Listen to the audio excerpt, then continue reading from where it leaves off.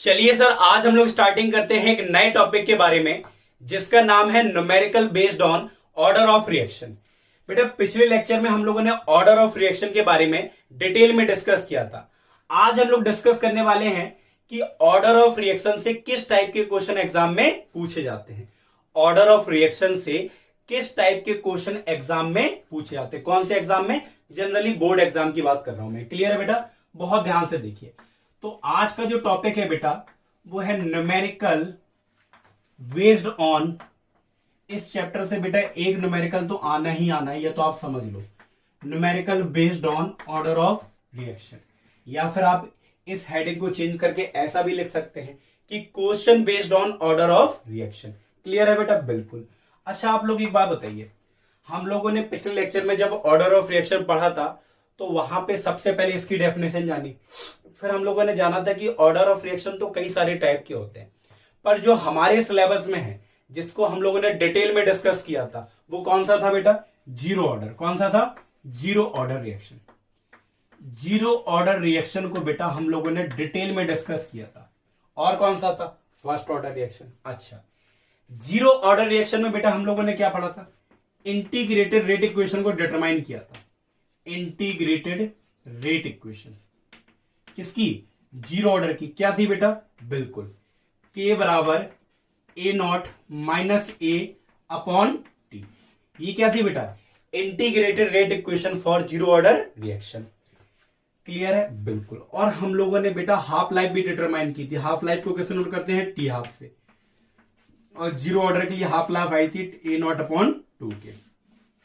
और कई सारे ग्राफ भी खींचे थे। किस पे? जीरो ऑर्डर पे। तो ग्राफिकल क्वेश्चन के बारे में हम लोग बाद में डिस्कस करेंगे, पहले हम लोग नॉर्मल न्यूमेरिकल के बारे में बात करते हैं। क्लियर है बेटा? चलिए, तो जीरो ऑर्डर रिएक्शन में बेटा ये दोनों फॉर्मूले हम लोगों ने ड्राइव किए थे। आप डायरेक्टली फॉर्मूला याद कर लो। फॉर्मूले में बेटा क्या है? के बराबर a naught minus a upon t, t half बराबर ए नॉट अपॉन टू के। या तो इस क्वेश्चन से इस फॉर्मूले जो आपके सामने लिखे हैं इनसे या तो न्यूमेरिकल आएंगे बेटा, या तो ऑब्जेक्टिव कभी क्वेश्चन आ गया, ऑब्जेक्टिव क्वेश्चन में डायरेक्ट पूछ दिया उन्होंने कि आप बताइए कि हाफ लाइफ का फॉर्मूला क्या है जीरो ऑर्डर रिएक्शन के लिए, तो आपको फॉर्मूला याद होना चाहिए। और इंटीग्रेटेड रेट इक्वेशन क्या है जीरो ऑर्डर रिएक्शन के लिए, तो आपको फॉर्मूला जरूर याद होना चाहिए। पर एनसीईआरटी में या अभी तक के बोर्ड एग्जाम में इन दोनों फॉर्मूले से रिलेटेड कोई भी न्यूमेरिकल नहीं आया है। क्लियर है? ज्यादातर आप देखेंगे किस पे बेस्ड है बेटा? फर्स्ट ऑर्डर रिएक्शन पे।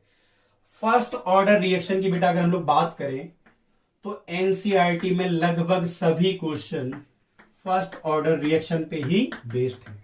तो फर्स्ट ऑर्डर रिएक्शन के बेटा जो दो फॉर्मूले हैं उनको आप अच्छे से रट लो, या हाथों में गुदवा लो, या कहीं भी लिख लो, या पर्ची बना लो उसकी। पर कुल मिला के आपको उन दोनों फॉर्मूलों को याद करना है, क्योंकि वो दोनों फॉर्मूले हर मतलब आप लोग जितने भी क्वेश्चन लगाओगे ना उन सभी में यूज होने वाले हैं। सर बता भी तो दो कौन से फॉर्मूले हैं। पहला तो है बेटा integrated rate equation. First order की अगर आप सभी को याद हो, integrated rate equation in term of, एक बात बहुत ध्यान से सुनना, इन टर्म ऑफ कंसंट्रेशन की बात कर रहा हूं मैं अभी। Concentration. Sir integrated rate equation किसी और भी टर्म में होती है? बिल्कुल होती है। प्रेशर के टर्म में भी होती है, वो हम लोग थोड़ा बाद में ड्राइव करेंगे। पहले कुछ न्यूमेरिकल लगाएंगे, उसके बाद हम लोग वो वाला भी फॉर्मूला ड्राइव कर लेंगे। Integrated rate equation in term of pressure. अभी हम लोग सिर्फ कौन सी इंटीग्रेटेड रेट इक्वेशन के फॉर्मूला लगाएंगे? जो इन टर्म ऑफ कंसंट्रेशन पे है। क्या है फॉर्मूला बेटा? के बराबर 2.303 अपॉन टी लॉग बेस 10 और ए नॉट अपॉन ए। क्लियर है बेटा? बिल्कुल। इस फॉर्मूले को आप बिल्कुल पर्ची बना के जेब में डाल लो, जिससे आपको याद रहे यह फॉर्मूले, या फिर हाथों में लिख लो उसको अच्छे बड़े बड़े अक्षरों से। लिखना लेना मैंने कहने का मतलब है इसे याद कर लो कैसे भी करके। ठीक है? बिल्कुल। और बेटा हाँ, दूसरा फॉर्मूला है हाफ लाइफ का। टी हाफ बराबर 0.693 अपॉन के। इन दोनों फॉर्मूलों का सबसे ज्यादा यूज करेंगे। अभी आप यकीन नहीं मानेंगे, पर जब हम क्वेश्चन कराएंगे ना आपको, आप एनसीईआरटी उठा के देखिएगा, जितने भी क्वेश्चन है ना इन्हीं दोनों फॉर्मूले पे बेस्ड है। ज्यादातर मतलब 50% क्वेश्चन की बात करें तो इसी पे बेस्ड है। क्लियर है बेटा? चलिए बेटा, किसी भी फॉर्मूले को अगर आपको यूज करना हो तो उसमें सबसे पहली चीज आपको क्या आनी चाहिए? पहली चीज तो आपको यही आनी चाहिए कि सर जो उस फॉर्मूले में टर्म लिखे हुए उनका मतलब क्या है बिल्कुल, और उनकी यूनिट का विशेष तौर पे आपको ध्यान रखना है। तो ये फॉर्मूला तो आप लोगों ने लिख लिया होगा सर, बिल्कुल। तो मैं इस चीज को रफ कर दूं, बिल्कुल रफ कर दीजिए सर, कोई भी दिक्कत नहीं। चलिए मैं इसको रफ कर देता हूं, ठीक है बेटा।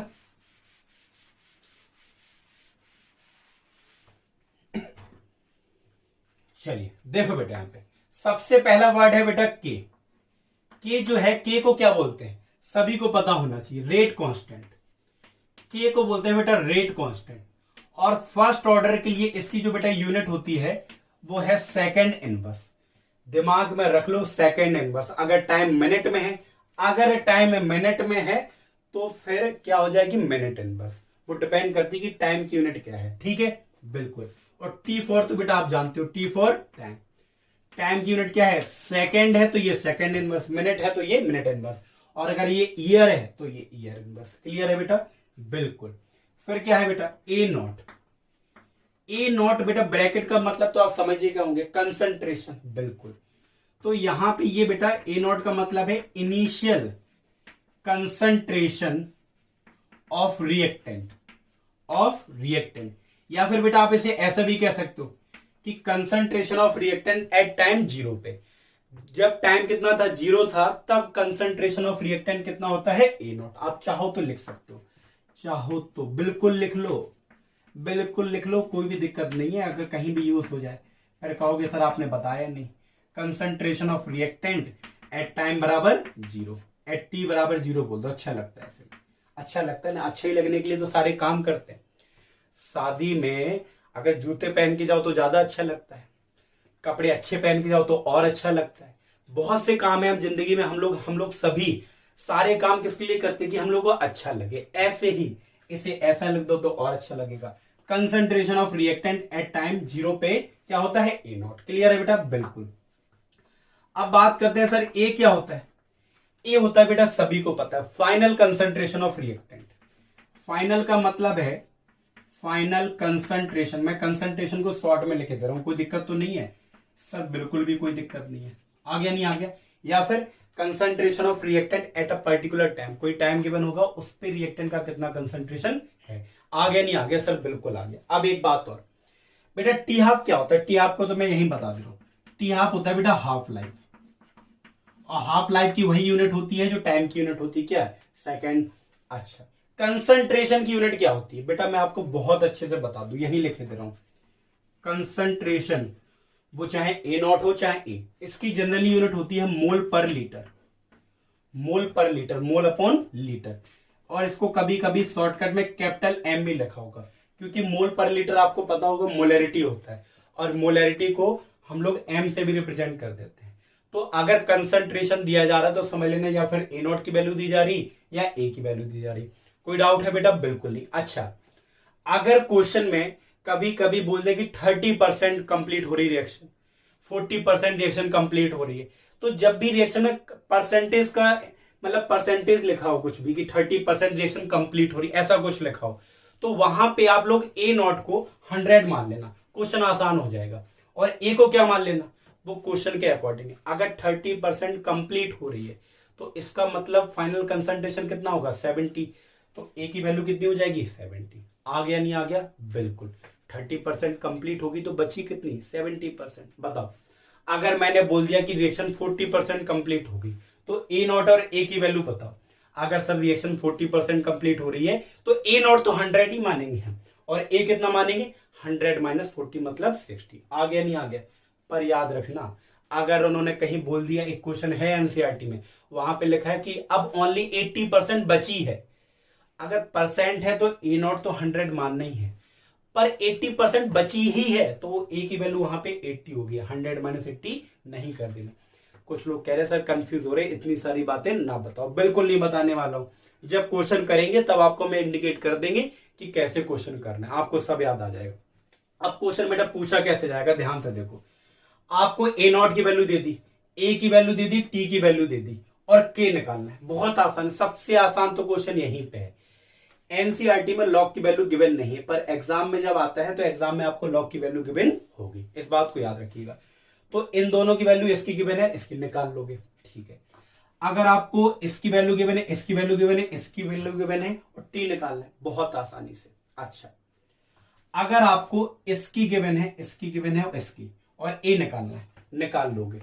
फॉर्मूले को सॉल्व करना हम आपको बता देंगे। आप सुनो, क्वेश्चन में थोड़ा सा घुमाते हैं, थोड़ा सा इन दोनों फॉर्मूले को यूज करते हैं। अच्छा, उन्होंने के दे रखा है तो टी हाफ निकाल लेना, बहुत आसान है ये तो। आप क्वेश्चन में क्या करते हैं, वो आपको क्या कर दिया उन्होंने कि ए नॉट दे दिया, ए दे दिया, बहुत ध्यान से सुनना, ए नॉट दे दिया, ए दे दिया, टाइम निकालना है आपको, और उन्होंने टी हाफ दे दिया, के ना दे के उन्होंने क्या दे दिया, टी हाफ। और टी हाफ से दुनिया में हम लोग एक ही चीज निकाल सकते हैं, वो क्या, की।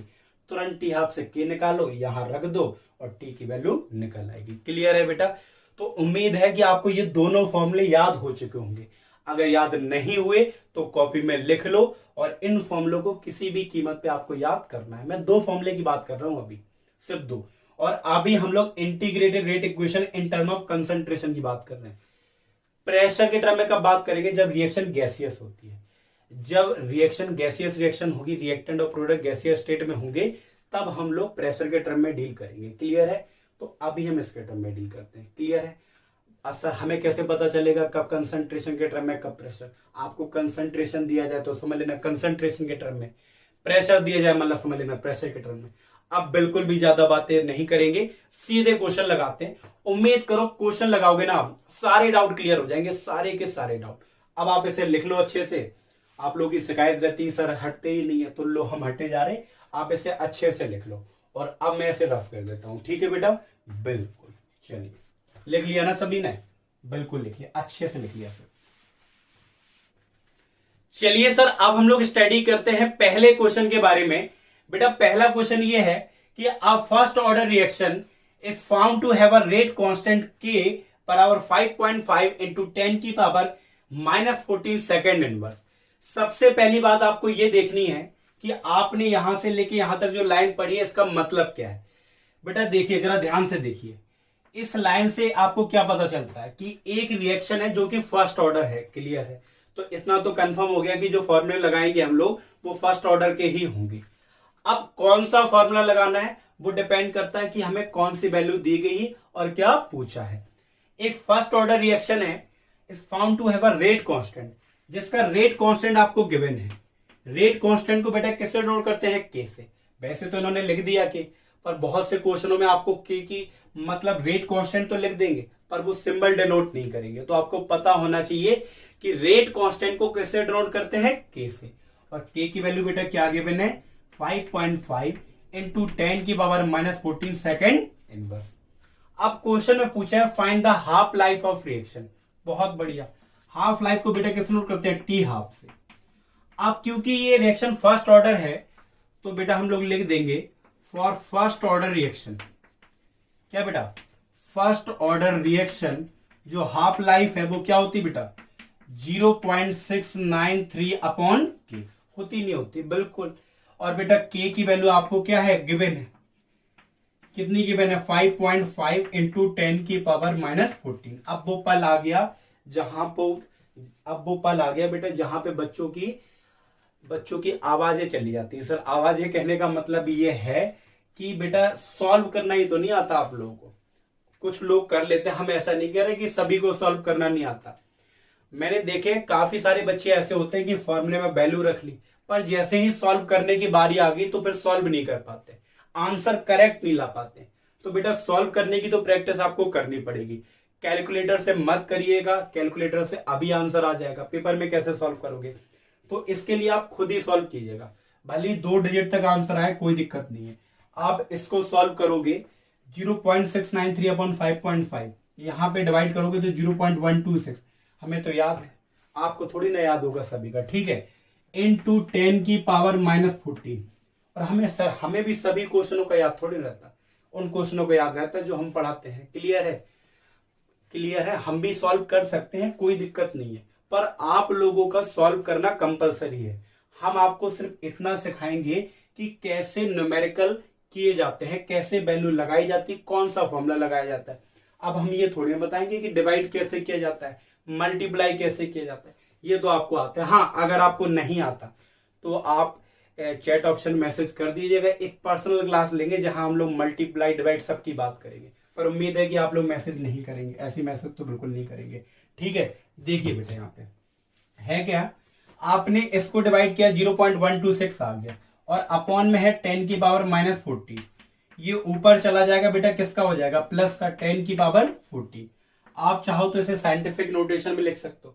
साइंटिफिक नोटेशन का मतलब है कि इसको 1 से लेके 9 तक की वैल्यू में कन्वर्ट कर दो, तो पॉइंट आगे ले गए 1.26 इंटू 10 की पावर बेटा कितना हो गया 13। कोई डाउट है सर? कोई भी डाउट नहीं है, आ गया ना बेटा। यूनिट क्या होगी, इसकी सेकंड इनवर्स थी तो इसकी यूनिट होगी सेकंड। आ गया, बिल्कुल आ गया सर, कोई भी डाउट नहीं। तो अभी काफी सारे क्वेश्चन करने हैं, ये बेटा पहला क्वेश्चन था, उम्मीद है आपको कोई डाउट नहीं होगा। किसी भी क्वेश्चन को आपको लगाना है, सबसे पहली बात पता बेटा क्या है, सबसे पहली बात यह है कि आपको क्वेश्चन को बहुत ही आराम से पढ़ना है। उस क्वेश्चन में कौन कौन सी वैल्यू दी गई ये आपको लिखना है, क्या निकालना है वो भी लिखना है। अब जो निकालना है क्या उसका कोई फॉर्मूला है, अगर है तो रखो। अब क्या उस फॉर्मूले में जो वैल्यू की जरूरत है वो हमें गिवन है, हाँ गिवन है। अगर नहीं गिवन है तो उसको हम कहां से निकाल सकते हैं। इतनी सारी बातें आपको याद रखनी पड़ेगी। सुनने में बड़ी आसान लग रही, पर ये step, first read the question, then write the given value and determine, हाँ आप ये पता करो कि हमें किसकी वैल्यू निकालनी है और फिर उसका फॉर्मूला अप्लाई करो और फिर देखो कि फॉर्मूले में जो वैल्यू हमें चाहिए क्या गिवन है, अगर नहीं गिवन है तो कहां से निकाल सकते हैं। बस इसी तरीके के कॉन्सेप्ट हर क्वेश्चन में अप्लाई करने हैं। तो चलिए बेटा अब हम लोग क्वेश्चन करते हैं सेकंड। अच्छे से आप इसे नोट कर लो, कोई डाउट हो तो आप बताओ, नहीं है ना, बिल्कुल सब कैसे पूछिए। चलिए सर अब हम लोग स्टार्टिंग करते हैं सेकंड क्वेश्चन के बारे में। और बेटा सेकंड क्वेश्चन ये है, in a first order reaction, the concentration of reactant is reduced from 0.6 mole per liter TO2 0.2 mole per liter in 5 minutes। पहले हम इतनी सी लाइन का मतलब समझ लेते हैं। बेटा इस लाइन से क्लियर हुआ कि ये रिएक्शन फर्स्ट ऑर्डर है, मतलब हमें फर्स्ट ऑर्डर का ही फॉर्मूला लगाना है। अब कह रहे हैं कि जो कंसंट्रेशन ऑफ रिएक्टेंट है, रिएक्टेंट का बेटा जो कंसंट्रेशन है वो पहले इतना था और फिर घट के इतना हो गया 5 मिनट में। पहले इतना था फिर डिक्रीज होके कितना हो गया इतना, इन 5 मिनट। एक बात बताओ, पहले जो कंसंट्रेशन रहता है वो क्या रहता है, इनिशियल कंसंट्रेशन। और हम लोग को, आपको तो पता ही है बेटा कि हम लोग इनिशियल कंसंट्रेशन को किससे नोट करते हैं, A0 से, बिल्कुल 0.6 मोल पर लीटर। मोल पर लीटर मतलब कंसंट्रेशन की ही तो यूनिट होती है, बिल्कुल। TO2 इतना डिक्रीज होके इतना हो गया, नॉर्मल सी बात है। इतना हमेशा याद रखना कि A0 की वैल्यू हमेशा A से ज्यादा होगी। अगर कभी क्वेश्चन को गलत करो, A0 की वैल्यू हमेशा A से ज्यादा होगी। वैसे क्वेश्चन की लैंग्वेज, अगर पढ़े लिखे लोग हो गए आप, पढ़े लिखे का मतलब ये है कि अगर इंग्लिश का मतलब हिंदी में निकालना आता होगा तो आप समझ जाएंगे कि सर पहले कंसंट्रेशन इतना था फिर बाद में इतना हो गया इतने मिनट में।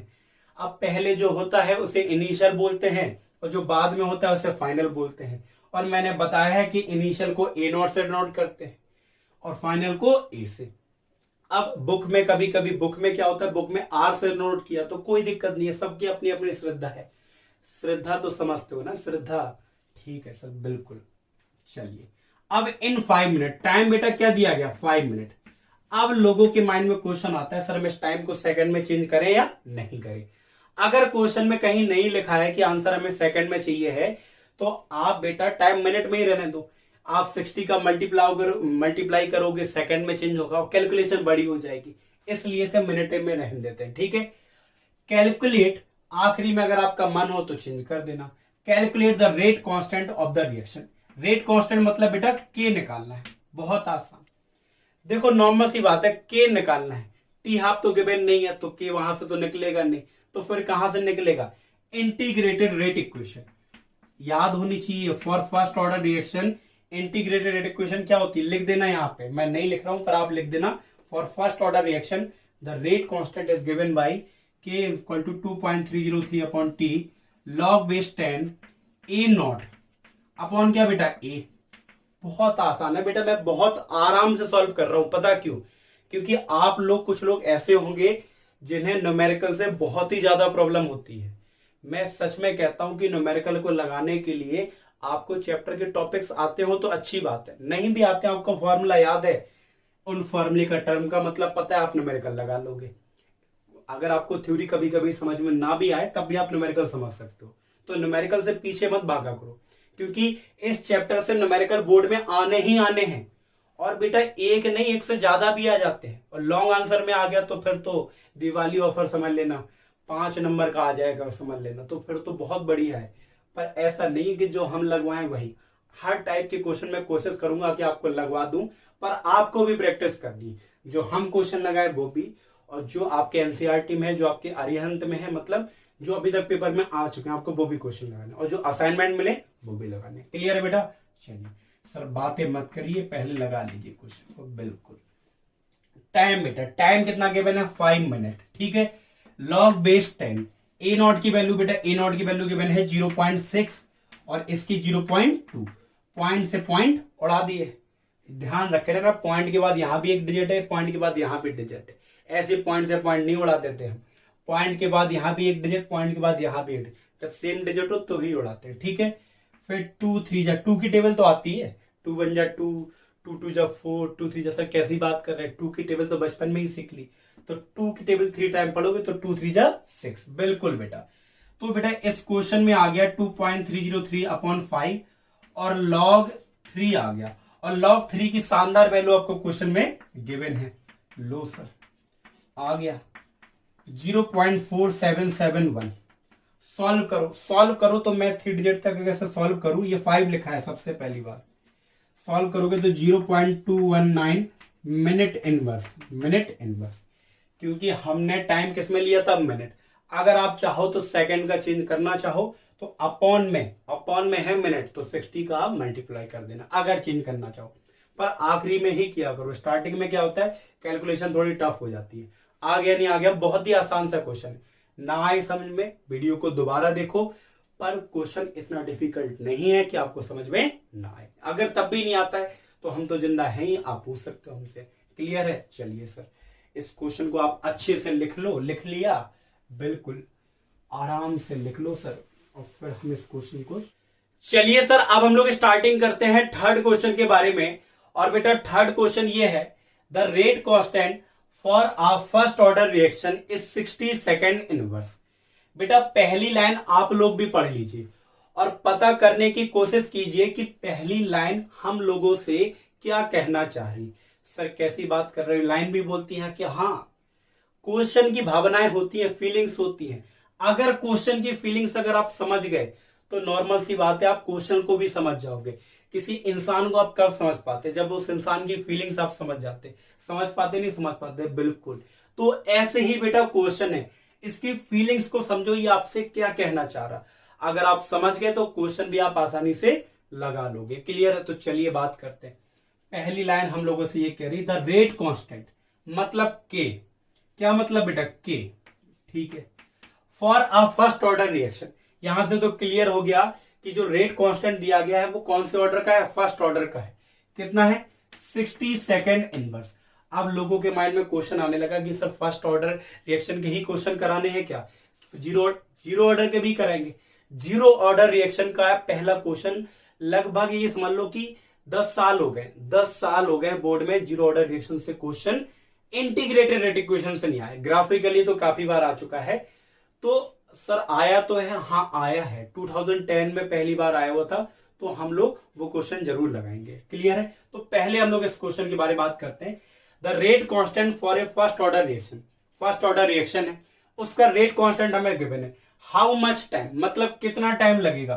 क्लियर है कि टाइम निकालना है हमें।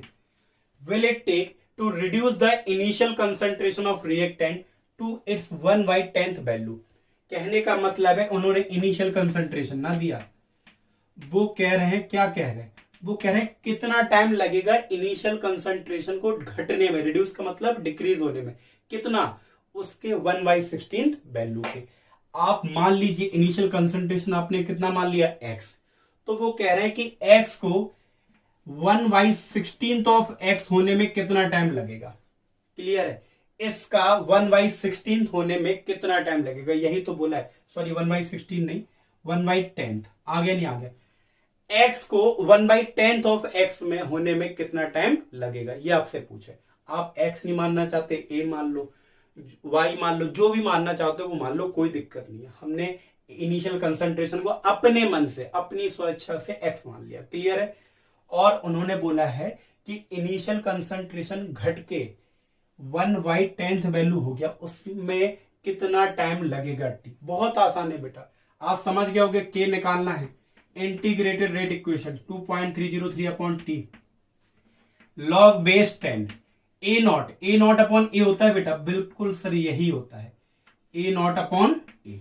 चलिए देखते हैं बेटा, 2.303/t टाइम पहले से ही सेकंड में दे रखा है, नहीं टाइम ना दे रखा, हमें के दे रखा है। तो बेटा हम टाइम को इस तरफ लेते हैं, सर बिल्कुल लेता हूं। के को नीचे लेता है, सर बिल्कुल। आप के को जैसे ही नीचे लाओगे के की वैल्यू रख दे, सर बिल्कुल रख दे, कोई दिक्कत नहीं है। ए नॉट की वैल्यू हमने कितनी मानी बेटा, एक्स। इसकी कितनी मानी, x/10। आप बताओ 10 को कहां पहुंचा दें, ऊपर। ऊपर का मतलब वहां नहीं बेटा, यहां पे पहुंचाना है, ठीक है। नहीं तो आप लोग कहीं और पहुंचा दो उसको। इनटू ये 10 ऊपर, x से x कट गया ना बेटा, 10 ऊपर चला गया तो क्या बचेगा, log 10।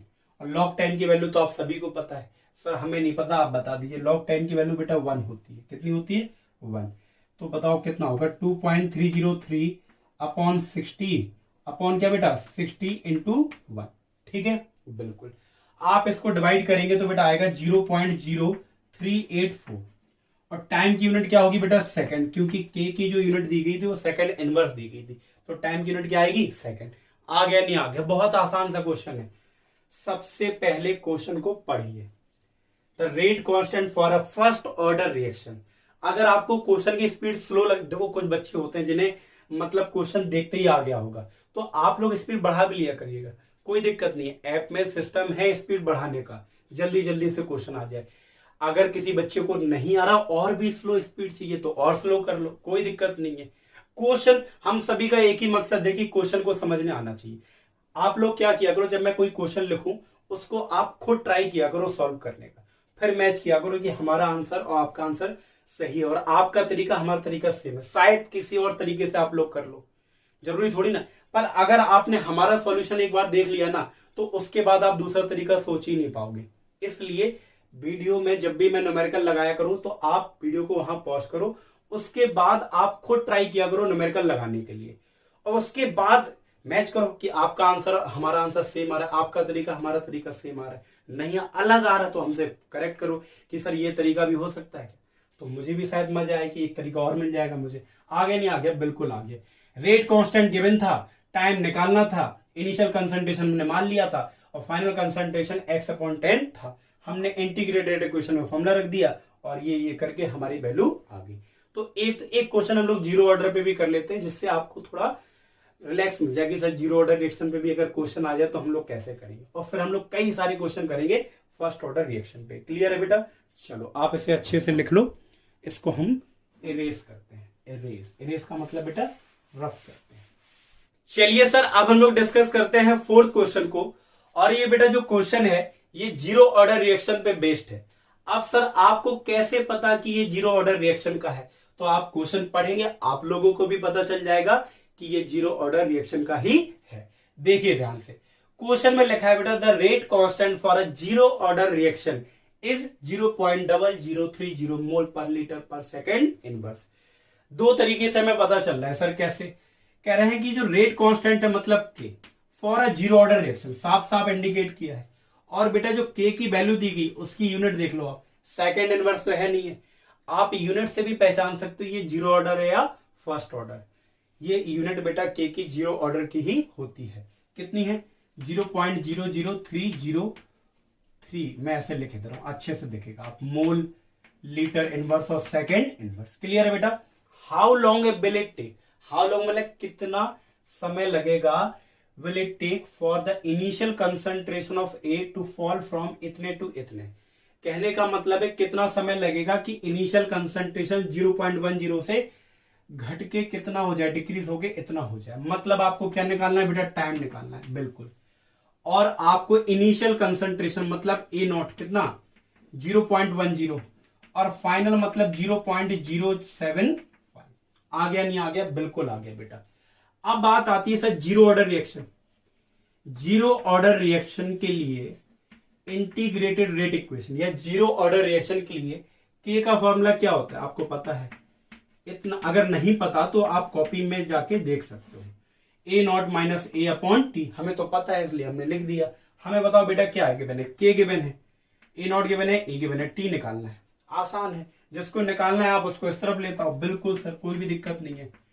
A naught minus a upon के, आ गया नहीं आ गया? बस आप जो वैल्यू है उनको रख दो। ए नॉट की वैल्यू बेटा कितनी है? 0.10 माइनस ए की वैल्यू 0.075 और के की वैल्यू बेटा कितनी है? ये गिवन है 0.030। ठीक है ना? बिल्कुल। आप इसको ऊपर वाले को सॉल्व करोगे तो कितना आएगा? बिल्कुल सर बताइए कितना आएगा? 0.25। हाँ ठीक है, 0 पॉइंट कितना आ जाएगा? सॉल्व करके देख लो चाहो तो। क्या तो सर आप इतना अटक रहे हो तो हम कैसे अटके? नहीं, 0.025 आएगा बेटा, 0.025 अपॉन 0.0030। आप इसको सॉल्व करोगे तो बेटा आपका लगभग आंसर आ जाएगा 8.33 सेकेंड। लगभग इतनी आंसर आ जाएगा, चेक कर लीजिएगा। अगर आंसर मिसमैच हुआ करे ना तो कोई दिक्कत नहीं है। क्वेश्चन करने का तरीका हमें सीखना है। आपका आंसर करेक्ट आना चाहिए। सर आपका आंसर जैसा आएगा वैसे तो आपसे सीखेंगे, बिल्कुल। पर हो जाता है ना, हम तो आंसर रटे हुए होते हैं तो हमें तो डायरेक्ट हम आंसर सॉल्व करके नहीं लिखते हैं।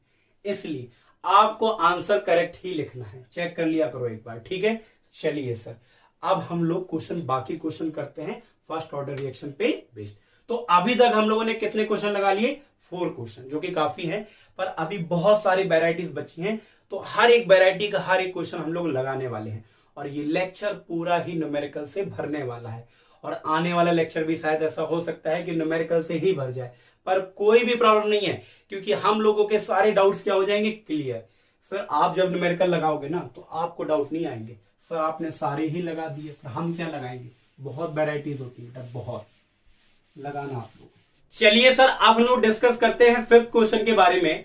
और बेटा 5th क्वेश्चन ये है, a first order reaction takes 40 minute for 30% decomposition. तो पहले जानते हैं कि इतनी सी लाइन का मतलब क्या है। बेटा अ फर्स्ट ऑर्डर रिएक्शन, इसका मतलब ये जो रिएक्शन है, ये जो क्वेश्चन है वो फर्स्ट ऑर्डर का है। कह रहे हैं takes 40 minute for 30% decomposition. Reaction में जो रिएक्टेंट है उसको 30% डीकम्पोज होने में, नॉर्मल सी बात है, आप सबको ये तो पता ही है कि रिएक्टेंट ही डीकम्पोज होता है। तो रिएक्टेंट को 30% डीकम्पोज होने में कितना समय लग रहा है बेटा? 40 मिनट।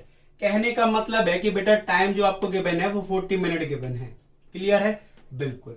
आप कह रहे हैं कि 30% डीकम्पोजिशन।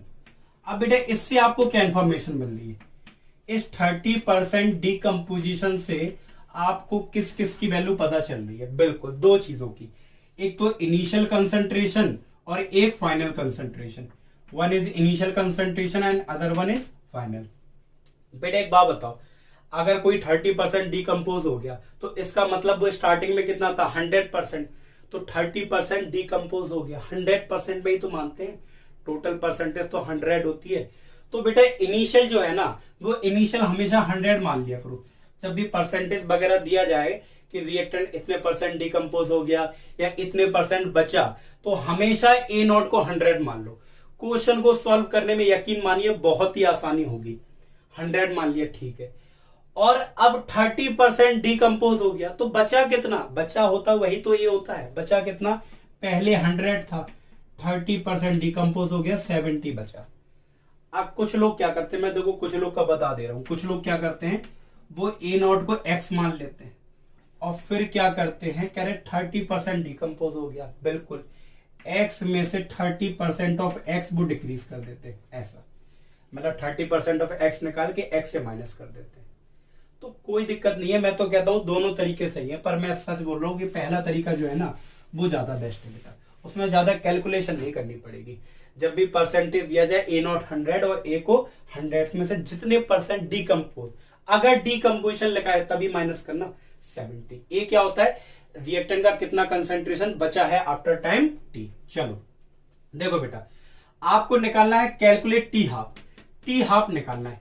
मैंने हमेशा बोला है आप क्वेश्चन को वहां से पकड़िए, पकड़ने का मतलब है वहां से सॉल्व कीजिए जिसकी वैल्यू आपको निकालनी है। आप बताओ T half first order reaction है तो लिख देना यहाँ for first order reaction T half बराबर 0.693 अपॉन के।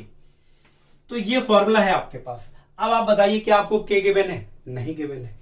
तो अगर के गिवन होता तो हम डायरेक्ट यही रख के हम टी हाफ की वैल्यू निकाल लेते, पर क्योंकि हम लोग को के गिवन नहीं है तो पहले हम लोग के डिटरमाइन करेंगे और के डिटरमाइन के बाद हम लोग क्या निकालेंगे? T half. तो पहले बेटा आप क्या निकालेंगे? के की वैल्यू, फॉर्मूला 2.303 अपॉन टी, यही तो होता है।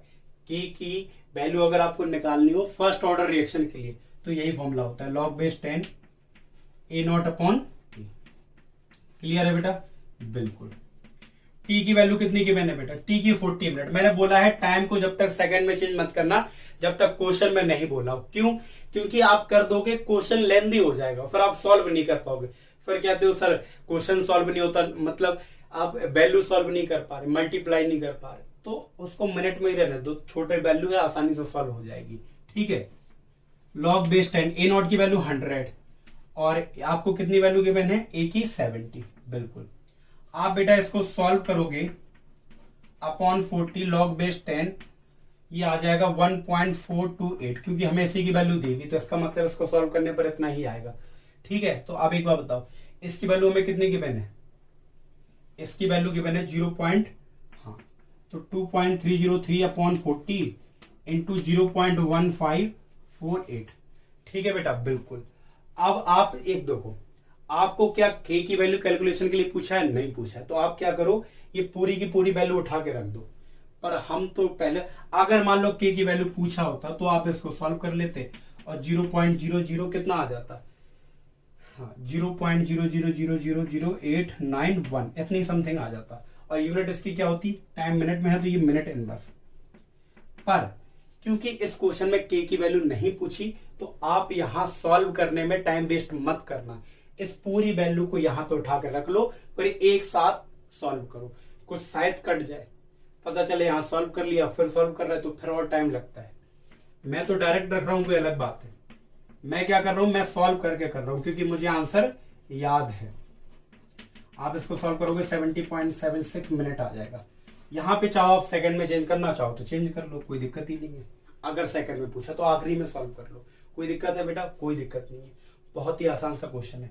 पहले ये फॉर्मूला लिखा, के की वैल्यू निकालनी थी तो हमने इस फॉर्मूले से निकाल लिया, यहाँ रख दिया, आंसर आ गया। आ गया नहीं आ गया? सब बिल्कुल आ गया, कोई भी डाउट नहीं। आप इसे नोट कर लें और फिर हम लोग नेक्स्ट क्वेश्चन को सॉल्व करते हैं। चलिए।